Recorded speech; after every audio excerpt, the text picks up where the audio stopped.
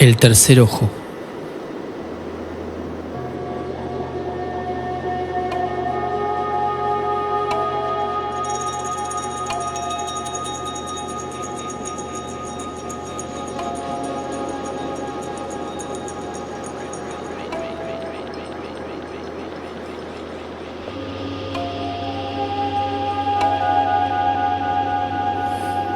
Lobsang Rampa.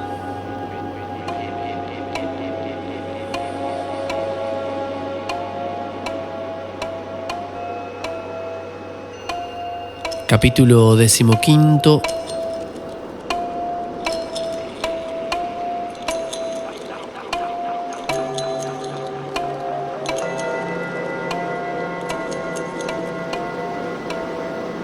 El norte secreto y los yetis.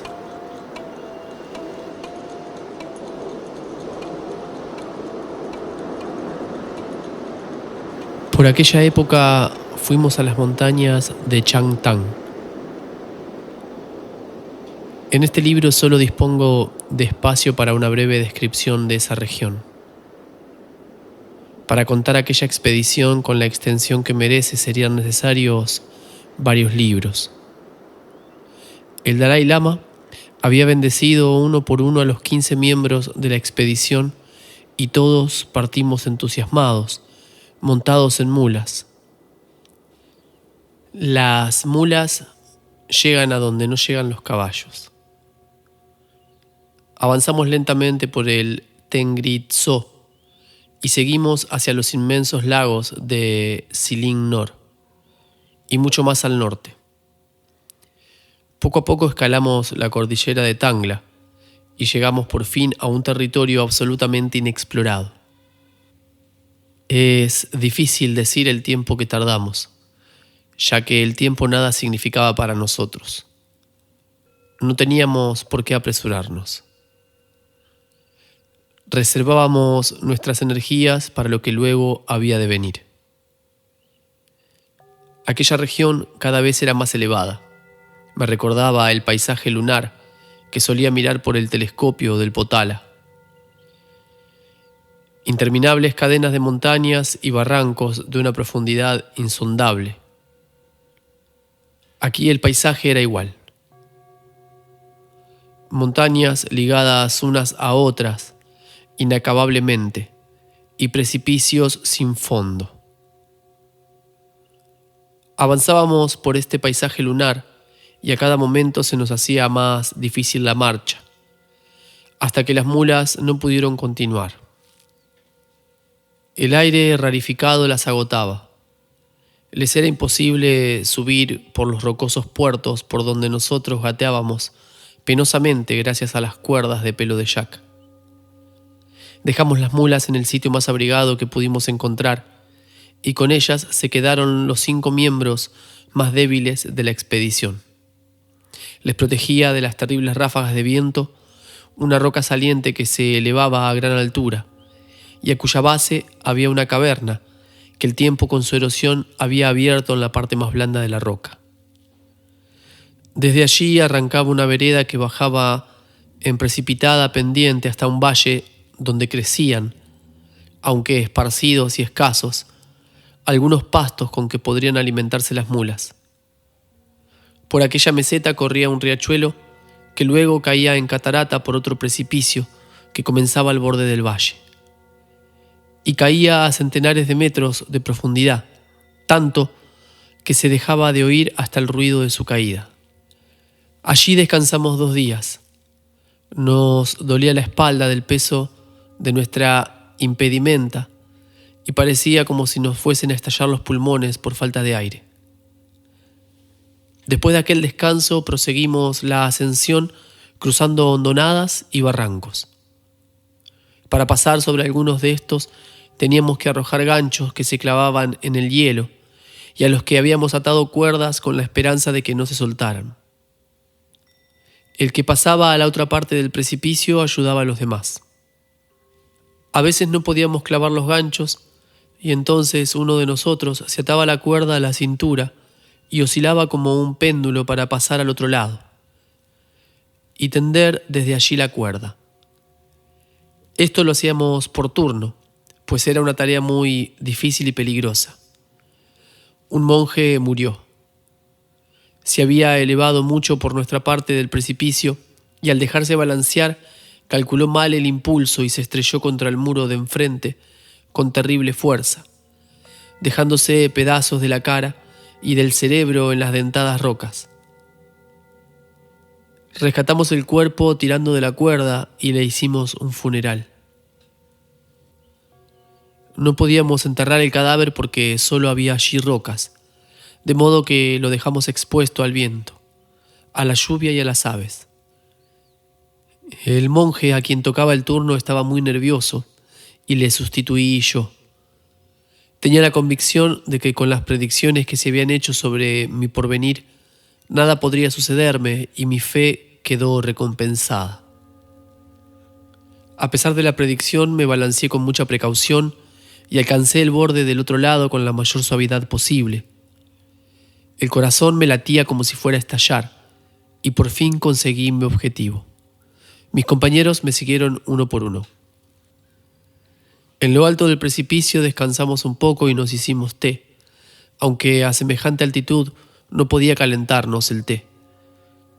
Algo menos cansados volvimos a cargarnos con nuestros bultos y proseguimos hacia el corazón de esta terrible región.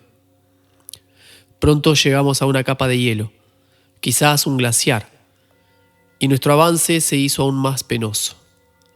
Carecíamos de botas claveteadas, de hachas para el hielo, así como de los demás que suele constituir el equipo de un montañero. Nuestro equipo consistía solo de unas botas corrientes de fieltro, cuyas suelas estaban atadas con pelo de yak para que agarrasen mejor, y las cuerdas y ganchos imprescindibles.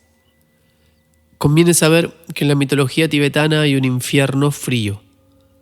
El calor es una bendición para nosotros, de modo que como símbolo de mayor castigo hubo que hacer que el infierno fuera frío. Esta excursión por las montañas me demostraba lo que puede ser el frío. Después de 3 días de avance tan dificultoso por la helada superficie, temblando con el viento gélido y deseando no haber visto nunca aquel lugar, nos condujo el glaciar en pendiente hasta un paso entre 2 filas de gigantescas rocas. Descendíamos sin cesar, a tropezones y resbalando, hasta una profundidad incalculable. Por fin, varios kilómetros más allá, doblamos una arista montañosa y nos encontramos de pronto con una densa neblina blanca. Al principio no sabíamos si era nieve o una nube, porque se presentaba como una compacta blancura. Al acercarnos, vimos que era efectivamente niebla que se deshilachaba. El lama Mingyar Dondup, el único de nosotros que había estado allí antes, sonrió satisfecho y dijo: «Os veo muy mohínos, pero debéis alegraros porque vais a tener una sorpresa muy agradable». Nada veíamos que pudiera ser agradable. Niebla, frío insoportable, hielo bajo nuestros pies y un cielo congelado cubriéndolo todo. Y unas rocas con colmillos como los de la boca de un lobo. Rocas que nos causaban magulladuras y arañazos. ¿A qué placer podía referirse mi guía? Avanzábamos envueltos en la niebla y casi arrastrando los pies sin saber a dónde íbamos. Nos apretábamos los hábitos para darnos una ilusión de calor y jadeábamos y temblábamos de frío. De pronto nos detuvimos todos, petrificados de asombro y terror. La niebla estaba caliente y el suelo también. Los que venían detrás tropezaron con nosotros. Algo tranquilizados dentro de nuestra estupefacción por la risa del lama Mingyar Dondup, reanudamos a ciegas la marcha para alcanzar al que iba en vanguardia y que avanzaba dando golpes en el suelo con su bastón como un ciego. Empezamos a tropezar con piedras y nuestras botas resbalaban en un suelo de guijarros. Piedras, guijarros. Entonces, ¿dónde estaba el hielo? De repente se aclaró la niebla y nos encontramos con...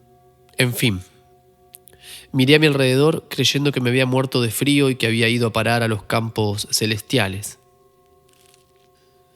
Me froté los ojos con las manos ya calientes. Me pellizqué y di con los nudillos contra una piedra para ver si seguía siendo carne y no solo espíritu. Miré en torno mío con más calma y vi que mis 8 compañeros estaban allí. ¿Sería posible que todos nos hallásemos ya en el cielo? En tal caso tendría que estar con nosotros el 10º miembro de la expedición que se había matado contra la roca. O por el contrario, ¿éramos todos nosotros dignos de disfrutar de aquel paraíso? 30 latidos antes, estábamos temblando de frío al otro lado de la cortina de niebla. Ahora, 30 latidos después, por el reloj de nuestro corazón, estábamos a punto de desmayarnos de calor. Del suelo brotaban nubecillas de vapor y la atmósfera vibraba a causa de este. Junto a nosotros corría un arroyuelo de agua casi hirviendo. Nos rodeaba una hierba intensamente verde. Nunca he visto verdor semejante. Unas plantas de anchas hojas nos llegaban a la altura de la rodilla. Estábamos deslumbrados y atemorizados. Indudablemente aquello era cosa de magia. Entonces el lama Mingyar Dondup nos dijo: sí, la primera vez que yo lo vi puse la cara que tenéis ahora vosotros. Vaya aspecto que tendría. Parece como si creyeras que los dioses del hielo os están gastando una broma pesada. Saltemos sobre ese arroyo y con mucho cuidado de no caernos dentro porque el agua está hirviendo. Pocos kilómetros más allá llegaremos a un sitio magnífico donde podremos descansar. Como siempre tenía razón. Un poco más de 4 kilómetros nos tumbamos en el suelo cubierto de musgo, no sin antes quitarnos las túnicas, pues no podíamos resistir el calor. Había allí árboles que nunca había visto y que probablemente nunca volveré a ver. Por todas partes crecían flores de vivo colorido. Unas espléndidas enredaderas subían por los troncos de los árboles y colgaban de sus altas ramas. Un poco a la derecha del delicioso lugar en que pasábamos había un pequeño lago cuyas ondas y círculos indicaban la vida que encerraba en sus aguas. Aún no habíamos podido reaccionar contra la impresión recibida y seguíamos convencidos de que estábamos ya fuera de la tierra. Lo que no sabíamos es si era el frío lo que nos había matado o la primera oleada de calor que recibíamos. El follaje era de una exuberancia increíble. Ahora que he viajado mucho, puedo calificarla de vegetación tropical, pero vimos varias clases de aves que ni siquiera ahora sé cuáles son. Era un terreno volcánico en el que abundaban los manantiales de aguas calientes y percibíamos olores sulfurosos. Mi guía nos dijo que solo existían 2 lugares como aquel en las montañas tibetanas. Nos explicó que el calor subterráneo y las corrientes de agua hirviente fundían el hielo y que las altísimas murallas rocosas aprisionaban el aire caliente. La densa niebla blanca que habíamos cruzado era como la frontera de la zona fría y la caliente. También nos dijo que había visto esqueletos de animales gigantescos, animales que en vida debieron de tener unos 10 metros de altura. Más adelante pude yo ver esos esqueletos. Allí fue donde por primera vez vi un yeti. Estaba yo inclinado cogiendo hierbas medicinales cuando algo me hizo levantar la cabeza. A unos 9 metros de mí se hallaba el extraño ser del que tanto había oído hablar. Los padres tibetanos suelen asustar a sus niños cuando son traviesos diciéndoles: si no eres bueno, te llevará un yeti. Por fin pensé, un yeti iba a llevarme con él, y la verdad no me hacía gracia. Nos quedamos mirándonos fijamente, inmovilizados por el miedo, durante un tiempo que me pareció eterno. Me estaba señalando con una mano mientras emitía un curioso maullido. Me pareció notar que le faltaban los lóbulos frontales y que la frente la tenía aplastada a partir de las mismas cejas, muy pobladas e hirsutas. También la barbilla le retrocedía y tenía los dientes muy anchos y salientes. Sin embargo, la capacidad de su cráneo, con excepción de la frente, resultaba muy parecida a la del hombre moderno. Sus manos eran grandes y también sus pies. Era patizambo y con los brazos mucho más largos de lo normal. Observé que el yeti andaba con la parte exterior de los pies, como los seres humanos. Los monos y animales semejantes no andan con las palmas de las manos y los pies. Seguramente debí de hacer algún movimiento brusco, quizás un brinco, cuando pude reaccionar, porque el yeti chilló de pronto, se volvió y se alejó dando saltos. Me pareció que daba los saltos con una sola pierna. Mi reacción fue también salir corriendo, en dirección opuesta, claro está. Luego, cuando pude pensar con calma sobre aquel encuentro, llegué a la conclusión de que había batido el récord tibetano de sprint para altitudes superiores a 7.000 metros. Luego vimos varios yetis a lo lejos. Se apresuraron a esconderse en cuanto nos divisaron y nosotros, por supuesto, no los perseguimos. El lama Mingyar Dondup nos dijo que estos yetis eran precedentes de la raza humana, que habían tomado un camino diferente en la evolución y que solo podían vivir en los sitios más recónditos. Con gran frecuencia hemos oído historias de yetis que han abandonado estas regiones para hacer incursiones cerca de los sitios habitados. Se habla también de yetis machos que han raptado a mujeres solitarias. Quizás sea este el procedimiento que siguen para perpetuar su especie. Algunas monjas tibetanas nos lo han confirmado. Concretamente recuerdo que en un monasterio de monjas nos dijeron que una de ellas fue raptada por un yeti una noche en que se había alejado. Sin embargo, no es de mi competencia escribir sobre estas cosas. Solo puedo decir que he visto yetis y crías de yetis, y también esqueletos de estos seres casi fabulosos. Algunas personas han puesto en duda lo que he contado sobre los yetis. Incluso se han escrito libros sobre ellos, pero sus autores reconocen que no han visto ni uno. Yo, en cambio, los he visto. Hace años se reían de Marconi cuando aseguró que iba a enviar un mensaje por radio a través del Atlántico. Los sabios occidentales dictaminaron solemnemente que el hombre no podía viajar a más de 75 kilómetros por hora, ya que pasada esa velocidad morirían por la presión del aire.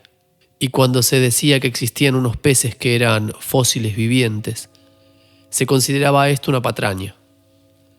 Ahora los hombres de ciencia lo han visto, los han capturado y disecado.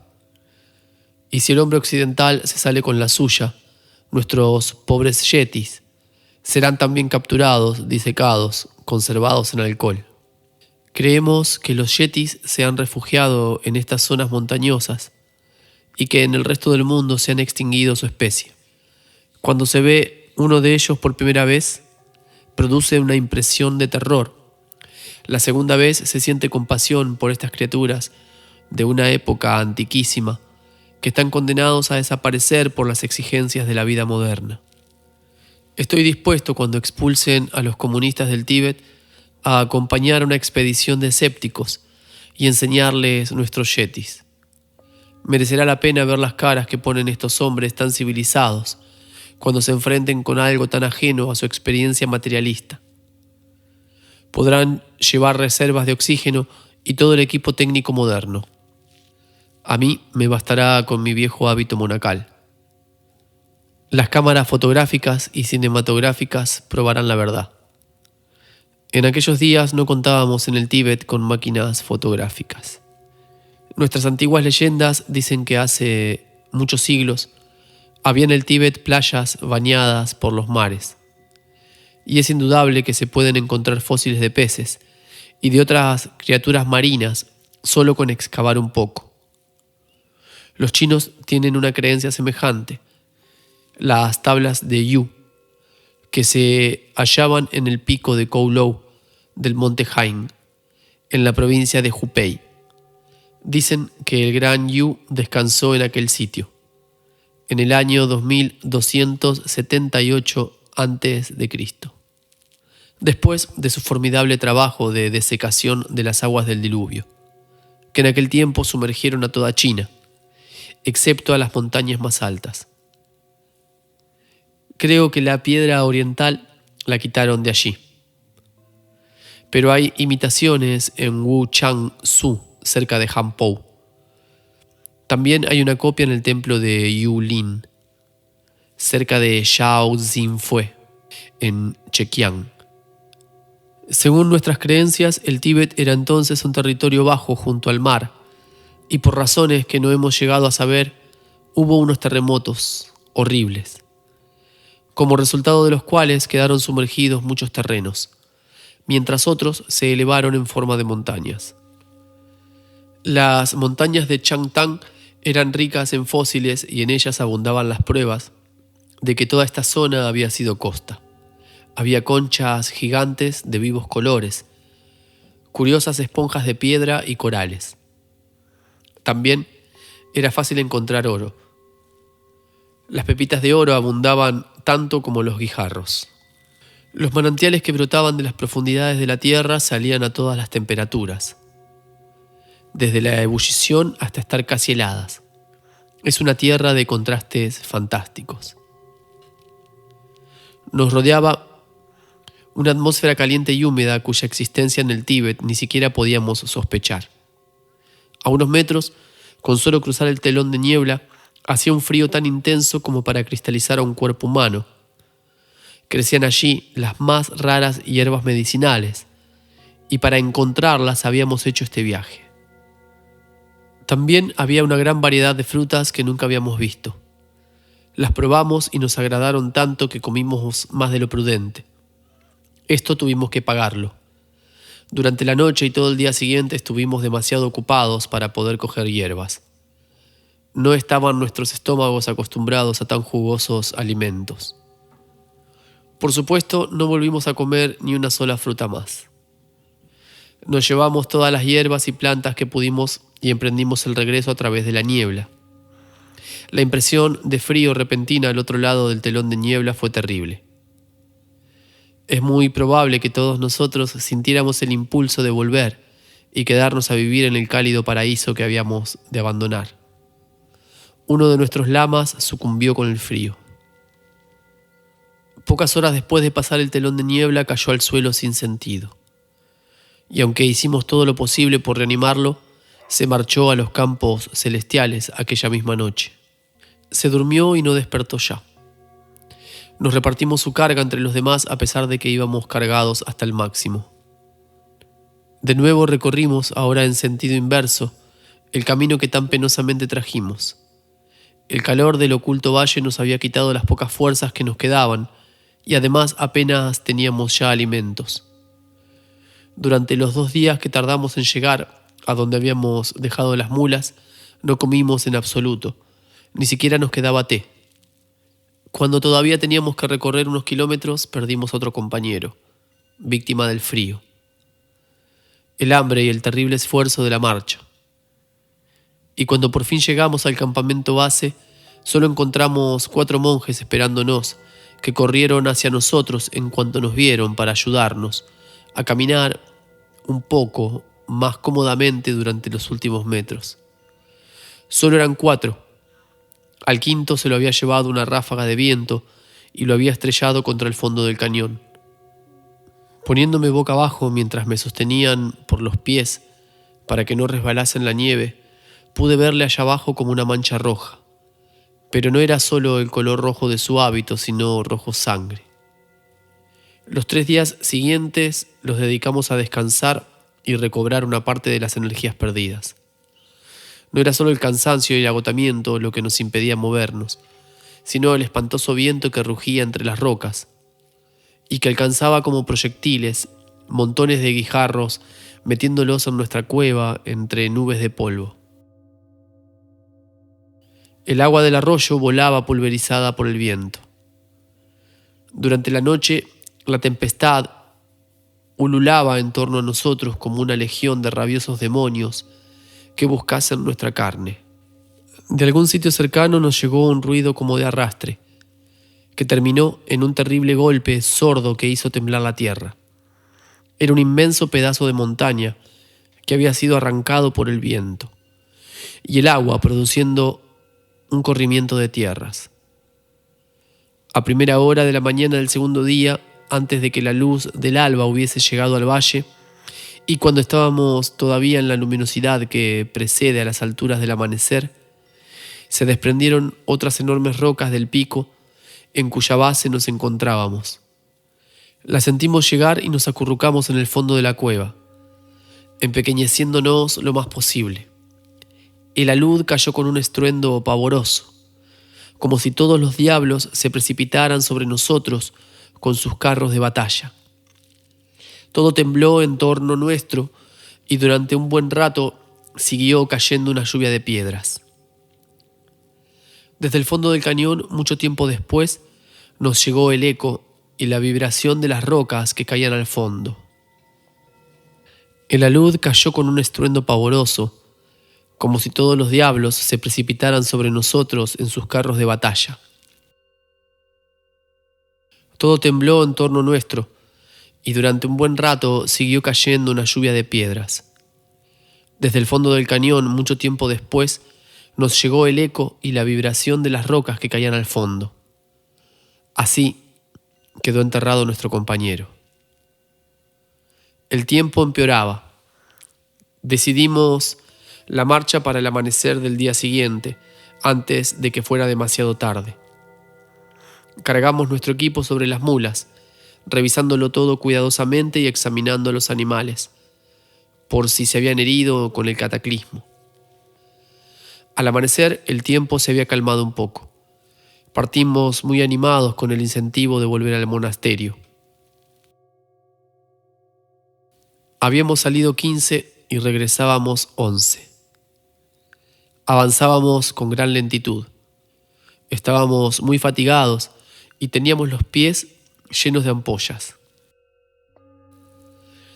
El tiempo nada significaba para nosotros. Sentíamos mucha hambre, pues nos habíamos puesto todos a media ración. Por fin divisamos los lagos y con alegría vimos que una caravana de yaks pastaba por allí cerca. Los mercaderes nos dieron la bienvenida, nos proporcionaron comida y té e hicieron todo lo posible por aliviar nuestro cansancio. Estábamos llenos de magulladuras y arañazos. Nos colgaba la ropa en andrajos y nos sangraban los pies al estallar las grandes ampollas. Pero por lo menos algunos de nosotros habíamos conseguido regresar de las alturas de Changtang. Era la segunda vez que mi guía había estado allí.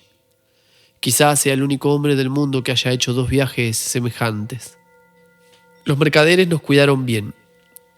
Sentados en torno a las fogatas y rodeados por las tinieblas, movían la cabeza asombrados mientras escuchaban nuestras aventuras.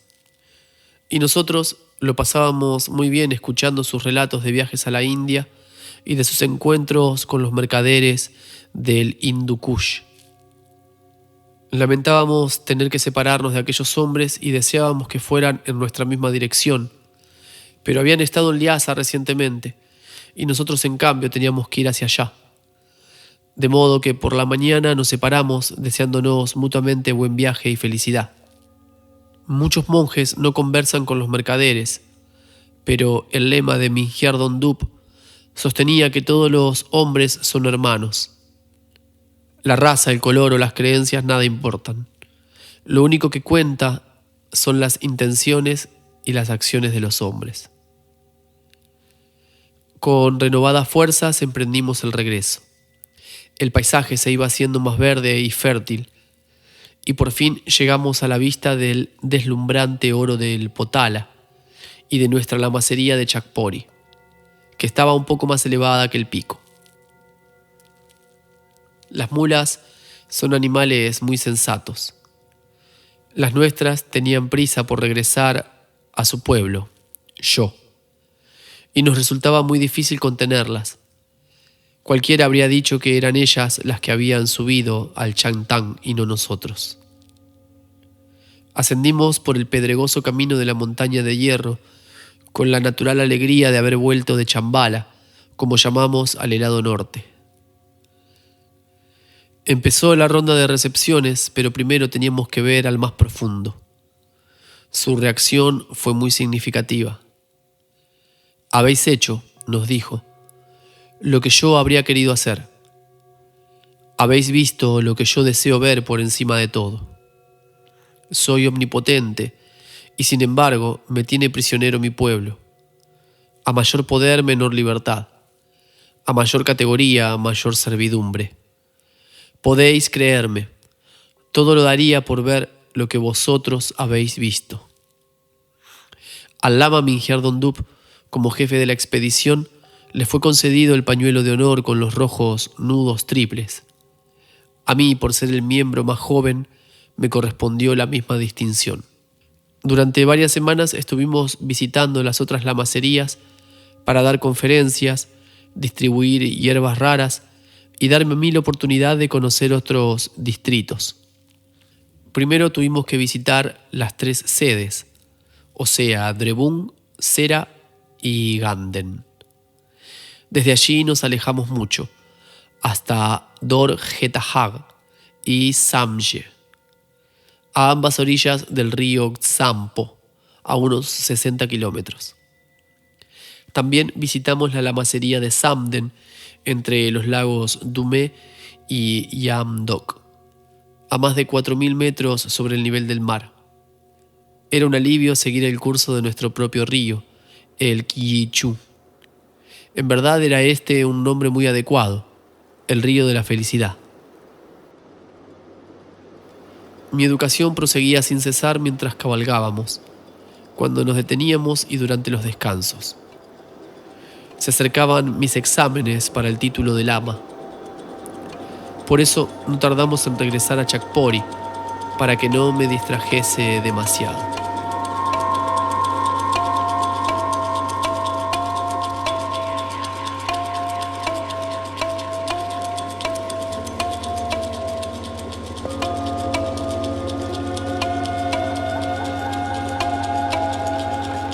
Final del capítulo 15.